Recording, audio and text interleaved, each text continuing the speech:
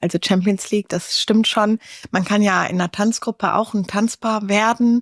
Und trotzdem sind die Traditionskurse einfach nochmal eine andere Nummer. Die haben ein anderes Ansehen. Und deswegen ist man voller Stolz, wenn man eben so eine Position ausüben darf für einige Jahre. Ja, ganz klar. Also man trainiert das ganze Jahr, man investiert viel Zeit da rein, auch viele Gedanken. Und jetzt ist die Zeit, wo man halt einfach auch zurückbekommt, was man eigentlich das ganze Jahr über getrieben hat. Bis der Nubbel brennt. Der Kölner Karnevalspodcast. Bis der Nubbel brennt. Bis der Nubbel brennt, die nächste Jecke-Runde. Herzlich willkommen zum ersten und einzigen ganzjährigen Karnevalspodcast. Und ich freue mich heute über ein richtig schönes Thema, was wir uns ausgesucht haben und über richtig tolle Gäste. Heute geht es ums Thema Tanz. Und da begrüße ich an meiner Seite zum einen Jeanette Leite, die Marie der Altstädter, und zum anderen den Nils Kopshoff, der die Rolle des Henneschen einnimmt in der Gruppe Original-Tanzgruppe Kölsch Henneschen. Erstmal herzlich willkommen euch beiden. Dankeschön. Und eine ganz einfache Frage, wir sind mitten in der Session. Jeanette, ist das die schönste Zeit des Jahres? Ist es. Ja, darauf trainieren wir das ganze Jahr hin. Und es ist einfach schön, wenn es dann losgeht und man in dieser Bubble drin ist und ja, dann wie so eine Parallelwelt zum normalen Alltag läuft. Und ja, es ist toll. Gilt das bei dir auch, Nils? Ist es einfach die schönste Zeit, wo das Strahlen noch ein bisschen größer ist? Ja, ganz klar. Also man trainiert das ganze Jahr, man investiert viel Zeit da rein, auch viele Gedanken. Und jetzt ist die Zeit, wo man halt einfach auch zurückbekommt, was man eigentlich das ganze Jahr über getrieben hat. Und das ist sehr, sehr schön. Es ist auch sehr schön, wie das Publikum zurzeit reagiert. Und es ist einfach eine wirklich tolle Zeit zurzeit. Kommen wir mal direkt zu der Bubble, die du ansprichst, weil es sind ja dann auch irgendwo Parallelwelten. Man sieht es jetzt hier auch schon. Die eine in Zivil, der andere in seinem Kostüm. Klar, ist auch ein bisschen unfairer. Fangen wir vielleicht damit erstmal an. Nils, wie lange brauchst du zum Umziehen? Die Socken dauern am längsten und wahrscheinlich insgesamt 5 Minuten. Okay, ich denke, da muss Jeanette drüber schmunzeln. Wie lange bräuchtest du oder wie lange hättest du jetzt gebraucht, um dich extra hier für den Auftritt Genau, ich brauche mittlerweile so 45 Minuten nur noch, aber anfangs war es schon 1 Stunde bis 1,5, bis man alles gemacht hat, die Perücke festgesteckt hat, die Zöpfchen nochmal neu geflochten hat, dann auch die Uniform nochmal bügeln und also ist schon ein bisschen mehr und das Make-up natürlich, also ja, ich brauche immer ein bisschen länger. Ja, das sehe ich auch bei meiner Tanzpartnerin. Ich finde es ja auch hier immer wichtig, weil wir wollen auch gar nicht so viel voraussetzen, sondern auch für jeden irgendwie den Karneval so ein bisschen erklärbar machen. Wie schwierig ist das eigentlich, gerade in dieser Uniform zu tanzen, wenn man überlegt, man wird durch die Luft gewirbelt von seinem Tanzpartner, hat eine Perücke auf, man dreht sich komplett. Wie schwer ist das? Es war schon eine Umstellung, vor allen Dingen mit dem Hut. Ich komme ja auch aus einer Tanzgruppe, so habe ich den direkten Vergleich und die größte Umstellung war einfach der Hut. Weil wenn man sich zum Beispiel unter dem Arm hindurchdreht oder irgendwas über Kopf ist, dann muss man die Arme besonders strecken, damit man hindurchkommt. Also so der Federbusch und der Hut sind eigentlich die Herausforderungen zu Beginn. Und die Uniform an sich, man gewöhnt sich dran, aber es ist tatsächlich auch einschränkend, weil man die Arme nicht so flexibel bewegen kann, wie jetzt beispielsweise nur mit einer Weste. Und das sind so die beiden größten Faktoren. Wann hast du deinem Tanzpartner mit dem Hut schon mal ins Gesicht gestochen oder er dir den Hut vom Kopf gehauen? Das funktioniert nicht bei mir. Also mein Hut ist so fest, dass da gar nichts dran zu rütteln ist. Aber ich haue ihm regelmäßig den Hut vom Kopf, weil er hat ihn halt nicht irgendwie mit Nadeln festgesteckt und passiert halt in Hebefiguren. Das gehört dazu.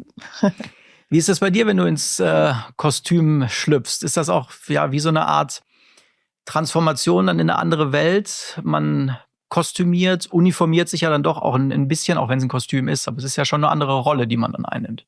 Ja, eindeutig. Also wir machen ja Tanztheater, das ist bei uns schon nicht nur Tanzen, sondern wir stellen ja auch eine Rolle dar. Und in die Rolle des Hennessens reinzuschlüpfen, ist jetzt nicht einfach nur, hey, ich bin der Nils und tanze hier, sondern ich bin jetzt das Henneschen und jetzt stelle ich halt einfach auch die Tanzgruppe irgendwo dar und dementsprechend bin ich halt irgendwo dann auch nicht mehr privat unterwegs, sondern halt in einer neuen Rolle mit einem neuen Gesicht oder einem anderen Gesicht. Klingt auch ein bisschen stolz dabei mit, ist auch so wahrscheinlich. Ja, eindeutig. Also es ist eine wunderschöne Rolle für mich, eins der schönsten Kostüme, das in Köln möglich ist anzuziehen.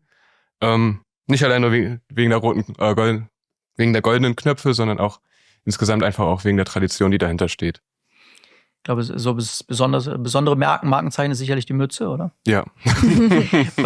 Bei dir, da hatte ich ja auch mal eine Geschichte drüber gelesen von der Vorgängerin. Ihr habt ja dieses Fass, was ihr, glaube ich, immer als Marie mit euch tragt. Und das war mal weg, ne? Das ist schon ein wichtiges Utensil, oder? Absolut. Also da steckt ja auch eine Geschichte dahinter.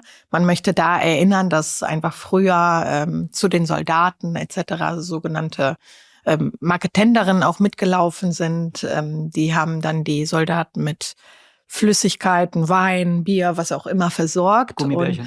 Gummibärchen, genau.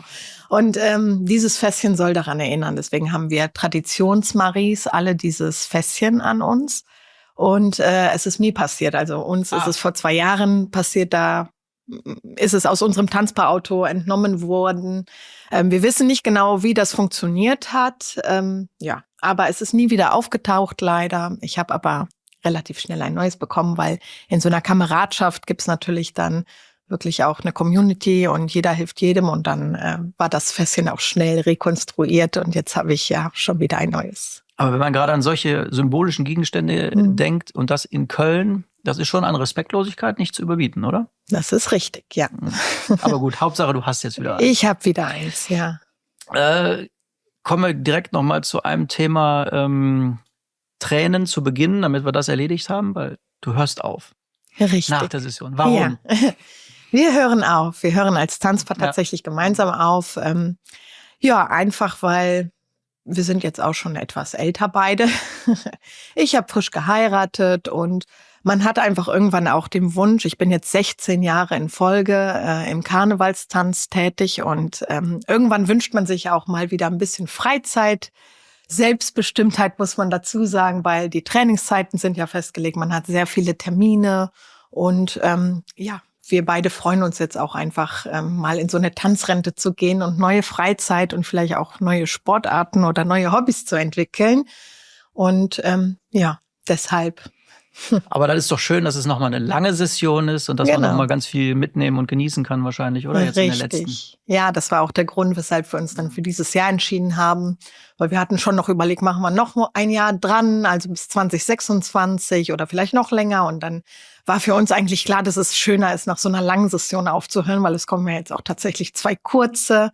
Und deshalb die Entscheidung für dieses Jahr. Und das ist auch ganz richtig. Fühlt sich gut an für uns beide. Ja. Okay, klingt endgültig. Sage ich deshalb, weil Nils kann dir da wahrscheinlich was anderes erzählen.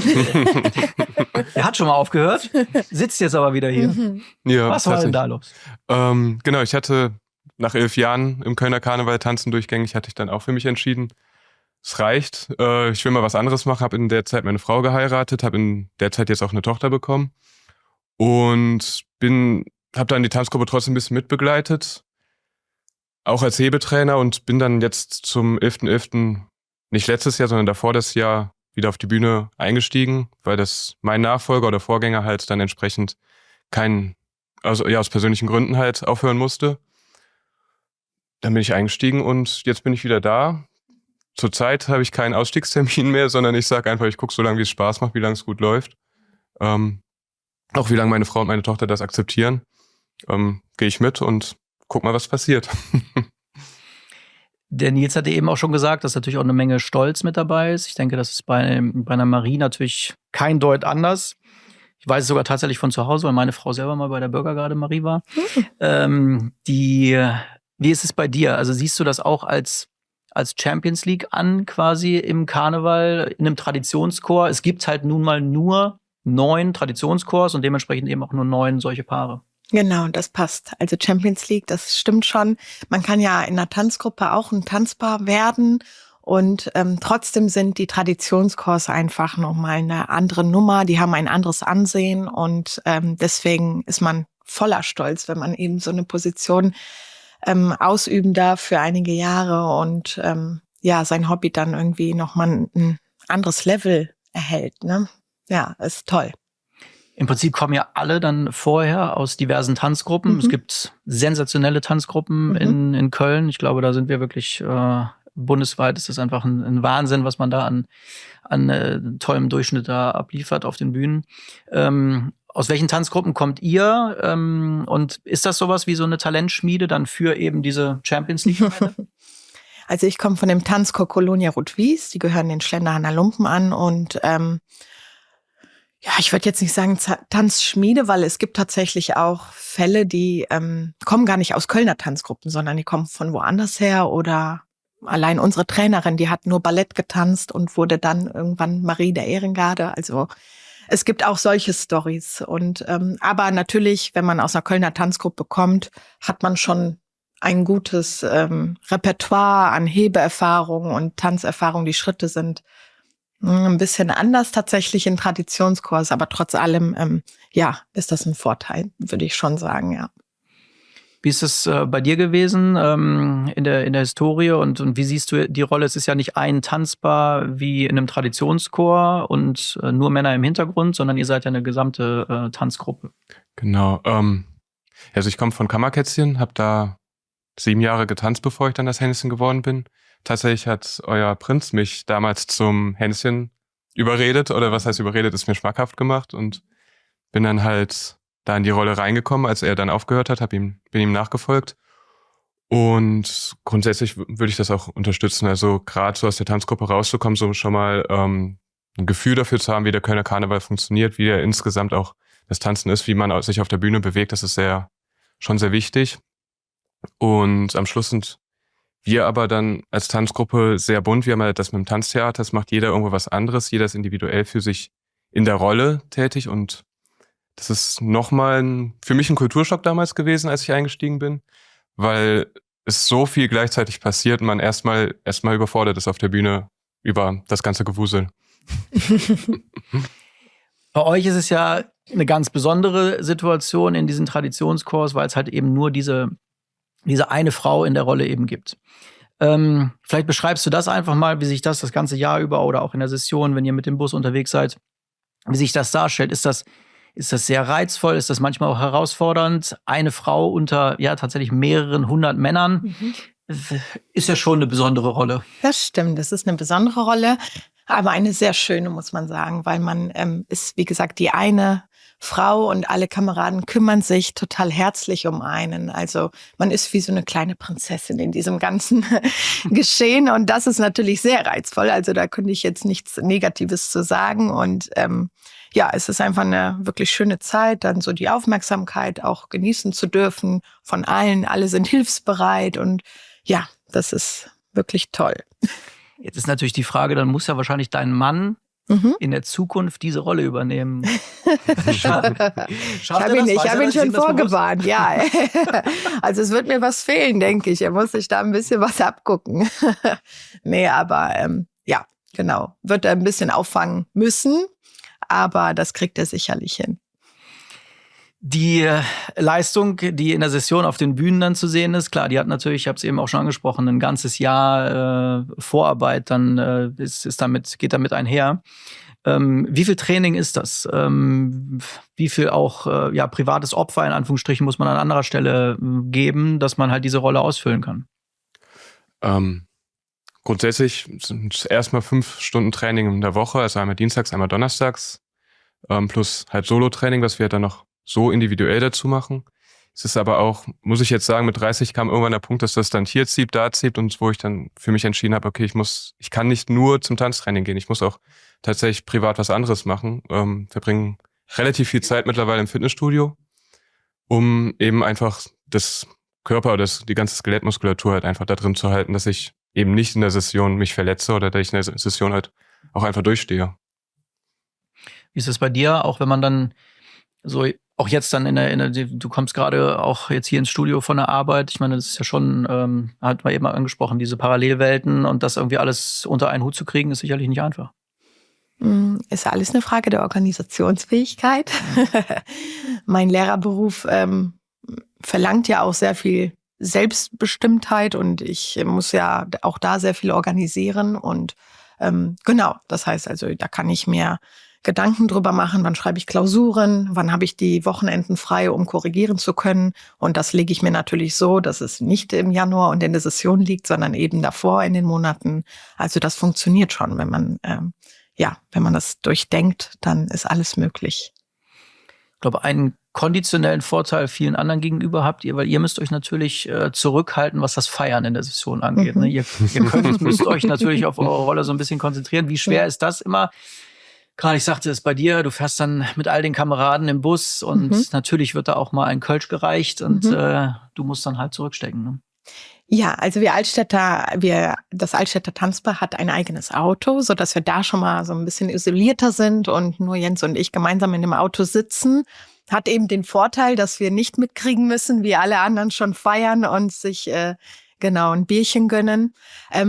Aber auch das weiß man, wenn man in den Karnevalssport eintritt. So geht's ja allen Tanzgruppen. Man ist also in dem Sinne nicht allein, ne? Nur halt in einer Traditionsgesellschaft und auch bei euch sicherlich, dass alle anderen trinken dürfen. Aber das weiß man und man lebt damit, dass man weiß, nach dem letzten Auftritt darf man sich dann aber auch ein Bierchen gönnen und dann so ist es in Ordnung, ja.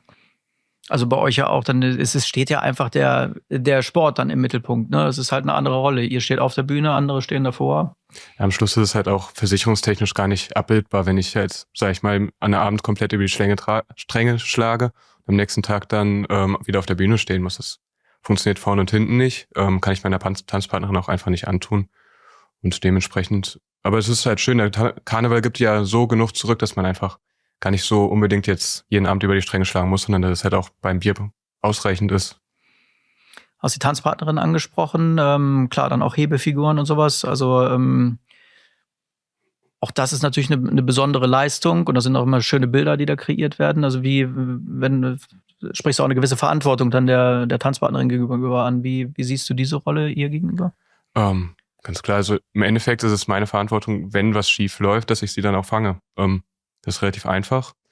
Und auch sonst halt, es ist wir arbeiten zusammen, wir stehen zusammen auf der Bühne und da ist sie macht etwas und deswegen sieht sie gut aus, sondern wir funktionieren halt nur als Team und das ist halt vor allen Dingen wichtig, dass wir halt da als gemeinsames Team da auf der Bühne stehen. Und muss bei euch auch ein blindes Vertrauen sein, wahrscheinlich zwischen Jens und dir, ne? Ja, genau, richtig. So als Hebepaar ist das grundlegend, man muss sich vertrauen können. Und wenn das nicht stimmt, merkt man das meistens auch in den Hebefiguren. Deshalb, also das ist Grundvoraussetzung und wir vertrauen uns auch. Und wenn es dem einen zum Beispiel gesundheitlich mal nicht so gut geht, kommt ja auch vor, dass man dann angeschlagen ist, dann kommuniziert man das, dann weiß der andere, er muss ein bisschen mehr Gas geben, sodass es eben funktioniert. Also es ist immer ein Geben und Nehmen. Wie ist das beispielsweise in der Session? Ausfallen? Ja, eigentlich kann man ja nicht ausfallen, aber klar, es gibt natürlich irgendwann auch mal Situationen, wo es dann gar nicht mehr geht. Aber ist sowas mal vorgekommen, oder? Bisher nicht, nee. Man versucht sich halt in den auftrittsfreien Tagen aufzupäppeln. Da hat man ja Gott sei Dank dann immer so unter der Woche mal freie Abende. Da versucht man sich auszukurieren und so, dass man dann fürs Wochenende fit wird. Und Worst Case, ich glaube, wenn das irgendwann kommt, dann findet man immer einen Plan B. Beispielsweise, wenn man kommunizieren würde, es klappt heute nicht, dann gäbe es die Möglichkeit, dass der Spielmannszug vielleicht dann einfach mal ein Potpourri mehr spielt. Also solche Optionen gibt es schon. Die Altstädter, was bedeuten dir die als dein Haus- und Hof-Traditionschor? Ja, das ist mein Verein. Genau, das sind meine Farben. Ich habe mich auch bewusst bei den Altstädtern damals beworben. Also nicht im Sinne von, ich wollte unbedingt Marie werden. Das war nie irgendwie mein Wunsch, sondern eher das Tanzen an sich ist das, was mich angetrieben hat. Und die Altstädter, ich kannte schon einige Kameraden von früher und somit waren die mir immer sehr sympathisch und es hat mich wohlgefühlt und dann dachte ich, wenn ich schon die einzige Frau bin, dann würde ich gern zu diesen Kameraden dazu kommen und so ist es dann Gott sei Dank auch geworden und deswegen, also ja, ist wie eine Familie, ne? Also es ist einfach so. Ich hatte schon gesagt, es gibt diese neuen Traditionschors und bei euch ist es halt nochmal auch wieder was ganz Besonderes. Ihr seid halt eine der schönsten, buntesten, tollsten Tanzgruppen. Und ihr werdet dieses Jahr 70 Jahre. Kommen wir nochmal auf die Bedeutung dieser Tanzgruppe. Vielleicht kannst du die auch nochmal schildern. 70 Jahre ist vor allen Dingen auch schon eine tolle Zahl, ein tolles Jubiläum. Ja, was bedeutet Original-Tanzgruppe Kölsch-Henneschen? Genau, Originaltanzgruppe bedeutet erstmal von der Definition her, wir stellen Originale dar aus dem Kölner Hennessen-Theater auf jeden Fall, vor allen Dingen.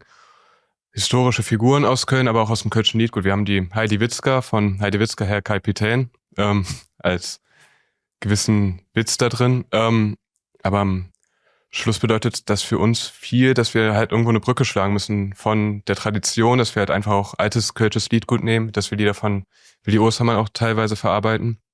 Dass wir aber auch immer noch halt in der modernen Zeit leben, dass wir halt uns auch mit modernen Strömungen auseinandersetzen müssen, dass wir uns halt auch einfach mit modernen Liedern auseinandersetzen müssen. Und Schluss ist, was wir immer noch machen, Tanztheater. Also halt, wir haben jetzt ein neues Lied, das geht halt ihr Leben lang, heißt so. Und da geht's eigentlich auch darum, wie man halt ein kölsches Leben führt oder wie man halt so über die ganzen Generationen hinweg ein kölsches Leben geführt hat. Und das ist halt uns wichtig, da irgendwo auch immer die Brücke zu schlagen zwischen halt den verschiedenen Strömungen, sage ich mal. Wie feiert ihr das 70-jährige Jubiläum selber oder lasst euch feiern? Wir geben uns Mühe, uns feiern zu lassen, aber wir hatten jetzt zum Auftakt erstmal einen großen Jubiläumsabend, da hatten wir jetzt auch eingeladen, unseren neuen Tanz auch vorgestellt und andere befreundete Künstler auch auf die Bühne geholt, dass sie da mal was zeigen oder ihr Programm zeigen, unter anderem auch Marita Kölner, die schon sehr lange sehr gut mit uns befreundet ist, aber auch halt andere Kölner Künstler. Jetzt ist erstmal Session, die feiern wir so mit dem Publikum, was da ist, und werden wahrscheinlich dieses Jahr dann auch noch ein größeres Sommerfest veranstalten, wo wir uns dann halt tatsächlich das Jubiläum nochmal für alle versuchen zu feiern. Es sind viele verschiedene kleinere Dinge. Wir wollen das jetzt nicht eine riesige Veranstaltung, sondern eher stückweise halt immer wieder schöne Momente generieren, die dann unsere Jubiläumssession insgesamt darstellen. Die Willi Ostermann Gesellschaft hatte jetzt kürzlich eine neue, besondere Sitzung durchgeführt auf einen kölschen Moment. Ja. Da wart ihr auch dabei. Ja. Es gibt ja unzählige Formate, aber wie ist sowas? Ich glaube, das war etwas ruhiger. Wie kommt man da als Tanzgruppe mit zurecht? Ich muss tatsächlich sagen, das war eine wirklich schöne Sitzung. Das Publikum war unglaublich toll. Flüstersitzungen gibt es ja schon häufiger jetzt, von diversen, ich glaube, Chors vor allen Dingen, die es anbieten. Und aber meistens, die ganz kurz, die sind, glaube ich, meist eher dann rednerlastig, genau. Deshalb auch oder leise Musik, jetzt nicht unbedingt Genau. mit Tanzgruppen. Nee, genau. Die sind vor allem rednerlastig, leisere Musik, nicht riesiges Abfeuern oder sonst irgendwas. Wobei wir tatsächlich jetzt häufiger schon auf Flüstersitzungen waren und sind. Für die Willi Ostermann Gesellschaft oder insgesamt bedeutet das Publikum ist extrem aufmerksam, was man auf der Bühne macht. Und wir haben es hinbekommen, dass wir Standing Ovations hatten. Die haben sehr aufmerksam zugesehen und es waren wirklich schöne Veranstaltungen von der Hinsicht. Die Flora ist natürlich auch einfach eine wunderschöne Kulisse für sowas. Und daher, gut, war jetzt Samstag, war die Veranstaltung, also vor ein paar Tagen. Jetzt sind die Eindrücke noch sehr frisch und eigentlich nichts Negatives zu sagen. Es ist durchweg positiv gewesen. Auch wie die anderen Redner und Karnevalisten dort eben sich da auf das neue Format eingestellt haben. Wie ist das bei dir? Es gibt, wie gesagt, unzählige Formate und Traditionschors sind ja oft auch dann mal auf dem Land zu Gast, auch mal in kleineren Sälen. Da sind, glaube ich, auch häufig die Bühnen extrem herausfordernd, weil sie halt auch unfassbar klein sein können für so ein gesamtes Traditionschor und auch für euren Tanz. Also, was ist da das Schönste, das Besonderste? Bei den Auftritten meinst du jetzt? Genau.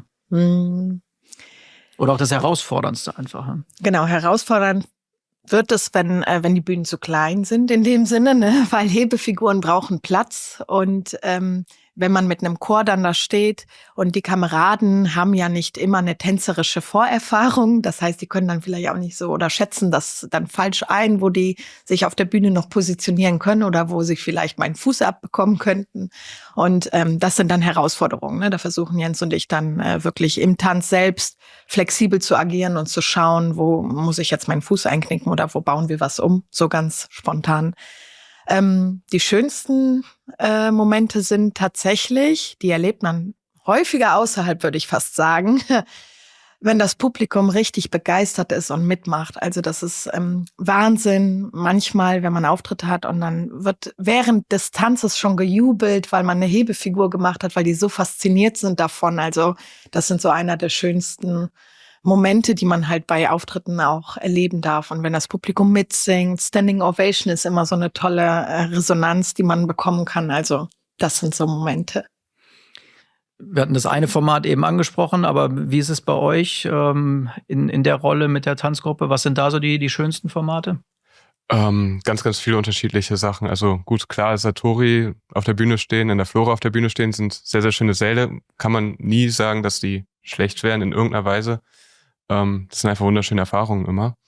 Jetzt aktuell haben wir diese Woche eine Reihe, sage ich mal tatsächlich, Sion. Das ist von der KG Nix im Bügel. Kein eingetragener Verein, was der Wolfgang Nagel moderiert. Und da muss man halt wiederum sagen, da kommt es halt auch durch den Präsidenten, der so extrem wertschätzend Tanzgruppen gegenüber ist und einfach nochmal sehr, sehr nette Worte für uns hat. Im Sion ist jetzt keine Deckenhöhe da. Im Sion ist es auch wirklich eng und da hat man, glaube ich, 1,5 Meter nach vorne und hinten Platz. Versuchen wir uns durchzuwursteln, geben unser Bestes, dass wir unser Programm trotzdem abspielen können, aber am Schluss das Publikum findet es toll. Die sehen, dass wir halt improvisieren, dass wir viel gucken, wie es klappt, aber gerade solche Veranstaltungen sind einfach toll, weil man einfach da die Möglichkeit hat, einfach mit dem Publikum auch enger zu agieren und sich auch einfach mal neben jemanden setzen kann. Was mich auch noch mal interessiert, wie reagieren, wenn ihr auch auf Familiensitzungen seid beispielsweise, wie reagieren Kinder gerade auch auf deine Rolle? Sehr positiv, aber das sind nicht nur Kinder, es sind insgesamt also durch alle Altersklassen durch. Kinder natürlich, sieht man oft bei Veranstaltungen vorne vor der Bühne sitzen und zugucken, meistens auch sehr konzentriert, sehr aufmerksam, was wirklich toll ist. Manchmal lehnen sie sich auch direkt auf die Bühne drauf, das ist total klasse. Witzigerweise, es sind aber durch alle Altersgruppen durch, dass die halt das Hennessin sehen und mit dem Hennessin so viel Persönliches auch verbinden, was sehr, sehr schön ist. Weil ich meine, das Hennessin-Theater hat halt für viele Kölner eine ziemliche Historie, jeder kann irgendwas mit dem Hennessin-Theater verbinden. Das merkt man den Menschen in Köln schon an. Oder auch im Kölner Umland. Ich frage auch deshalb nach den Kindern, weil wir haben eine sehr schöne Rubrik. Jetzt haben wir sehr viel von dir schon gehört über das Hennessin. Aber wir lassen uns den Karneval auch aus Kindermund erklären. Und heute ist das Hennessin dran. Kids erklären Karneval. Heute das Hennessin. Das Hennessin ist so eine richtig alte Figur aus Köln. Die geht schon seit über 200 Jahren. Hennessin ist eigentlich ein kleiner Junge, der so typisch kölsch ist. Er ist frech, hat immer einen lustigen Spruch auf Lager und ist ein bisschen schlau, aber auch manchmal ganz schön vorlaut. Früher haben die Leute in Köln Theaterstücke mit Puppen gemacht, damit alle Spaß haben konnten. Und Hennessin war immer dabei, weil er so typisch für die Kölner ist. Locker, witzig und irgendwie immer mit einem guten Plan, auch wenn der nicht immer klappt. Das Coolste ist, dass es das Hennessin-Theater in Köln heute noch gibt. Da gibt's ganz viele Puppen, die Kölsch sprechen und sie erzählen lustige Geschichten über das Leben in Köln. Hennessin ist natürlich immer der Star. Und dann gibt's die Original-Tanzgruppe Kölsch-Hennessin, von denen das Hennessin ja heute bei uns zu Gast ist. Die tanzen richtig toll und tragen coole Kostüme, um den Karneval zu feiern. So bleibt das Hennessin ein Stück Kölsche Tradition, das alle lieben. Ein Highlight sicherlich am Ende einer jeden Session ist der Rosenmontag. Vor allem, wenn es deine letzte Session ist. Mit wie viel Vorfreude blickst du auf den 3. März, da nochmal durch die Stadt zu fahren, Kamelle zu schmeißen, dich bejubeln zu lassen? Ja, sehr viel Vorfreude, aber auch Wehmut tatsächlich, weil dann ist es wirklich vorbei. Und ich merke jetzt schon wieder, wie emotional ich werde. Deshalb, es ist ja dann auch das letzte Mal. Ja. Ich habe das Gefühl, da steht ein schwieriger Rosenmontag bevor mit vielen Tränen. Ja. Ich persönlich werde dich feiern. Am Rudolfplatz werde ich selber moderieren. Und wenn du dann vorbeifährst. Dann werde ich winken. Ich hoffe doch. Freust du dich auch jedes Jahr sehr auf den Rosenmontag? Ja, also wir gehen ja mit, zu Fuß dann halt. Ich glaube, ihr seid ja auf dem Wagen. Genau, wir gehen ja zu Fuß. Von daher ist es immer ein bisschen anstrengend auch, das ganze Gehen. Und wir heben auch tatsächlich. Von daher insgesamt anstrengend. Ich habe aber irgendwann für mich entschieden, Rosenmontag bin ich egoistisch, da feiere ich mich oder feiere ich die Session, die ich hatte. Dementsprechend mit dem Gedankenansatz ist es einfach immer eine sehr, sehr schöne Erfahrung, auch einfach durch Köln zu gehen, einfach auch mit den Moderatoren, die dann teilweise auch ein paar nette Worte für einen finden oder einfach die Zeit genießen, einen schönen Spaziergang zu haben. Ich weiß nicht, ob man das eben in der Kamera sehen konnte, aber tatsächlich waren ein paar Tränen in den Augen von Jeanette. Also ich bin wirklich beeindruckt. Das zeigt ja auch nochmal, also ohne dass wir es jetzt überstrapazieren wollen, aber es zeigt ja nochmal, was euch das bedeutet, einfach dort Teil des Geschehens zu sein und wie schwer es dann doch bei aller Erleichterung fallen wird, dann damit oder davon loszulassen. Ne? Absolut, ne? Dieses Hobby ist ja auch besonders, muss man einfach so sagen, weil in welchem Hobby hat man so eine Bühnenpräsenz und es wird einem zugejubelt und irgendwie so eine, wie soll man sagen, wie so ein Ergebnis seines Trainings. Ne? Man geht dann auf die Bühne und das ist dann irgendwie so die Ernte. Und der Rosenmontagszug ist auch etwas Besonderes und genau, somit auch für mich, wenn ich nicht in eine andere Gesellschaft irgendwo eintrete oder sonstiges, dann auch der letzte Rosenmontagszug, den ich aktiv mitlaufen werde oder gefahren werde, weil wir ja eine Kutsche haben. Ja, deshalb ist das schon, weil das ist sehr beeindruckend, ne? Wenn man so die Leute am Rand hört und die rufen Kamelle, das ist wirklich überwältigend und dass man weiß, dass das dann auch zum letzten Mal stattfinden wird, ist das natürlich jetzt auch schon traurig. Ihr seid aktuell jetzt noch mittendrin, aber ihr habt sicherlich auch eine Meinung einfach zur Zukunft des Karnevals. Wir hatten ja jetzt zuletzt hier zum Beispiel den Ken Reise zu Gast und er hatte auf jeden Fall gesagt, wir sollten uns bemühen, das Glas als halb voll zu betrachten und nicht zu oft als halb leer. Wie seht ihr das, wenn ihr auf den Karneval blickt? Es gibt immer wieder Stimmen, Nachwuchssorgen, finanzielle Sorgen. Blickt ihr eher positiv in die Zukunft? Vielleicht, Nils, du zuerst. Ja, also positiv auf jeden Fall. Wenn ich sehe, was für einen Zulauf unsere Jugendtanzgruppe hat. Wir haben dieses Jahr tatsächlich gar keine neuen mehr aufnehmen können, weil wir voll sind. Da muss ich sagen, ja, da sehe ich gar kein Problem. Also der Karneval hat immer noch eine Zugkraft gegenüber Jugendlichen, gegenüber Kindern. Und solange die dabei bleiben, solange die Spaß haben, den Karneval so zu leben, mache ich mir da wenig Sorgen. Also da, wie der Ken gesagt hat, das Glas als halb voll zu betrachten, würde ich definitiv sagen. Ich glaube, wenn man es als halb leer betrachtet, macht man auch dem Karneval wirklich keinen guten Gefallen, weil der Karneval ist ein schöner Moment, das ist für viele Leute auch der schönste Moment im Jahr. Und sich das irgendwie madig zu machen, das finde ich schwierig. Ich glaube, das wirst du wahrscheinlich genauso sehen. Es wird sicherlich im Hintergrund schon genug Mädels geben, die auch deine Rolle dann gerne einnehmen wollen. Ne? Genau, man kann sich ja jetzt schon bewerben, also Bewerbungen können schon eingereicht werden und ich sehe es auch so, weil ich merke auch zum Beispiel im Traditionschor, die Kinder, die werden häufig auch in unsere Tanzgruppe, in Kindertanzgruppe dann auch direkt reingesteckt, sage ich jetzt mal, und dann tanzen die dort, dann gehen die erstmal in eine Erwachsenengruppe, also so auch aus Tanzgruppenzeiten weiß ich, dass der Zulauf wirklich auch immer enorm war und man vielen auch absagen musste. Also ich finde auch, man muss es unbedingt als halb voll betrachten und ich glaube, es wird noch lange so sein. Du hast eben gesagt, wird vermutlich dann, klar, in der Rolle sowieso dann das letzte Mal Rosenmontag sein. Es gäbe ja eine Möglichkeit, wenn es irgendwann ein weibliches Dreigestirn geben könnte, dann könntest du natürlich auch eine Rolle im Dreigestirn einnehmen. Wie blickst du auf diese Diskussion? Oder wäre das auch überhaupt was für dich? Also könntest du dir sowas vorstellen? Dreigestirn, muss ich sagen, ist bei mir nicht auf dem Schirm, weil, wie gesagt, ich tanze gerne. Das ist mein Hobby, weshalb ich auch diese Mariechen-Rolle jetzt habe und nicht, weil ich diese Rolle haben wollte. Und deshalb Dreigestirn, muss ich sagen, ist für mich bisher, es ist traditionell männlich besetzt. Ich glaube aber so für die Zukunft, ich fände zum Beispiel, das Dreigestirn ist eine Rolle, die ist für ein Jahr besetzt, für eine Session.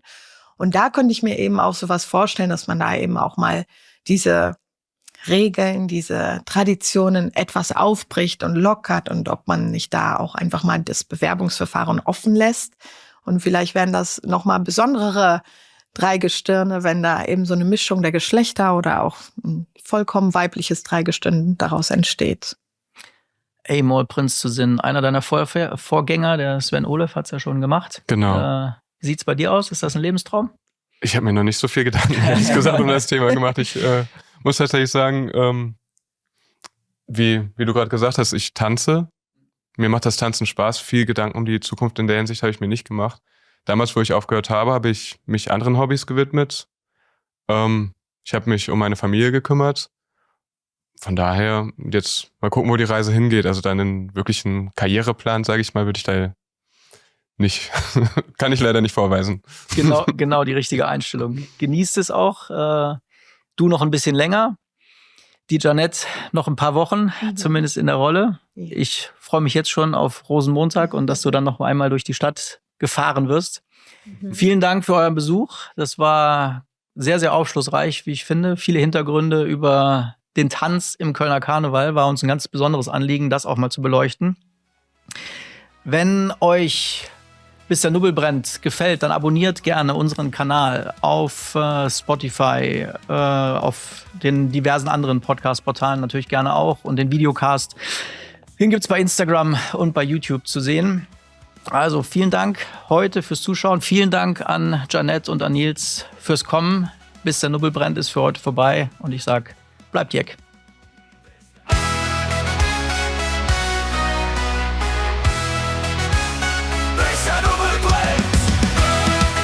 Bis der Nubbel brennt ist eine Produktion von Goodwill Run und der Streaming Factory.